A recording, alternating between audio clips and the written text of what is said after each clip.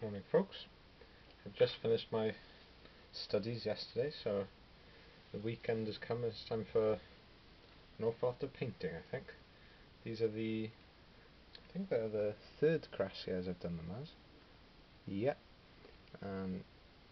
As a sort of note to myself, by the agonising effort of the number 3 on I think they're the saddle blankets, or yeah, the blanket rolls that they've got above their saddle cloths, yeah.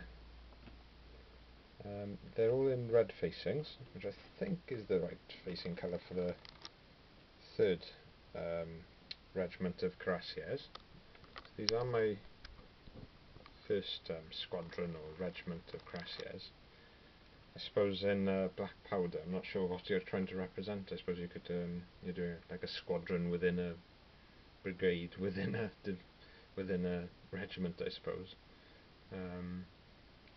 Then I suppose at larger co-actions you're probably representing a full regiment. I'm always a bit lost about how many men you're trying to represent, per figure.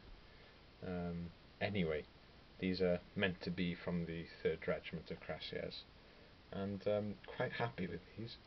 I've tried a slightly different horse colour, which can be seen kind of, well, I think it's him there now, on the forefront figure. I'm trying to think what paint it was. I think it might well be Vallejo Flat Earth, but it was over chocolate brown with a black wash. So that was the base colour, sorting that out. And rather than highlight back up to chocolate brown, I highlighted it with Flat Earth, and that came up quite nice. It looks like a nutmeggy colour. And then the saddles and the reins and things are in Vallejo leather brown. I was quite happy with these. I did a bit of a mess up with the metalwork because the brown wash was a bit too heavy-handed, and it dulled down the swords to a really rusty colour.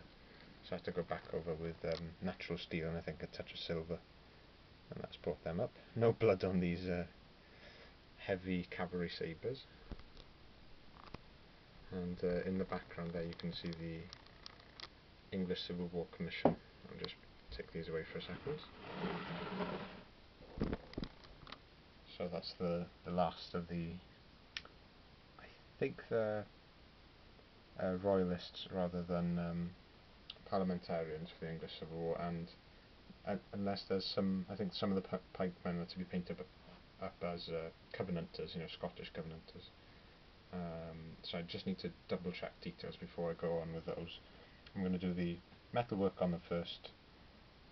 Some nice natural steel with, I tend to add in Vallejo silver just to highlight the edges of the blades and things, and then do the faces as well. So that's a lot of the sort of grunt work done to start off with. I just need to check uniforms and things, and yeah, get those sorted for, I don't know, Monday, Tuesday. I'll show those before they're sent off in the post. And yeah, quite happy with the Cuirassiers. Just finished basing them up. I'm not massively happy with the bugler, or I suppose trumpeter is more correct. The yellow pattern on the green jacket, the imperial livery, is actually like a really fine dotted sort of pattern. It was, if you looked at it in detail, I think there was very small, N for Napoleon. It was like the imperial livery, but I've just painted it as yellow lines, and it doesn't come out amazingly well. I did do a nice job on the actual trumpet cording though. I think that's how it was meant to look all over his tunic as well, which was like lots of fine green and yellow dots to make the sort of impression of that sort of pattern. And the officer then. I still need to improve on horses a little bit. I'd like to paint some white socks on the darker horses, and I need to look at some reference pictures to see where the white is on the horses. The sort of front nose bit, there's usually a little bit of white there. I'll just spice up the horses a bit.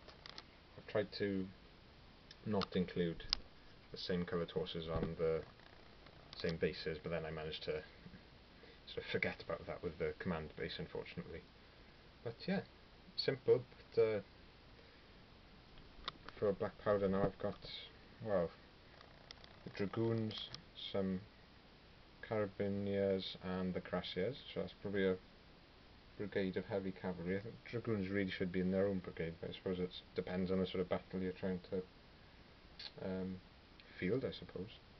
I've got light cavalry on the go now. Finish off the commission first, that's always the priority, and then I can have a think about what I want to paint up next.